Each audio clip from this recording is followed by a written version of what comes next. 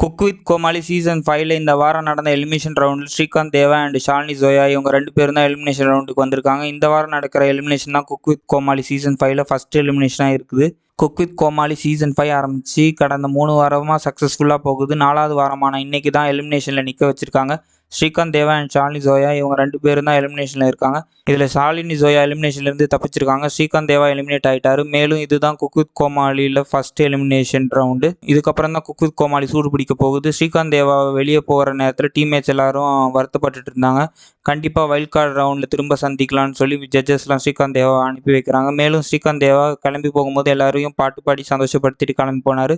இதோட இந்த வீடியோ முடியுது guys. தேங்க்ஸ் ஃபார் வாட்சிங். லைக் பண்ணுங்கள், சப்ஸ்கிரைப் பண்ணுங்கள், கமெண்ட் பண்ணுங்கள். மறக்காம சர்ப்ரைஸ் பண்ணுங்க. தேங்க்யூ.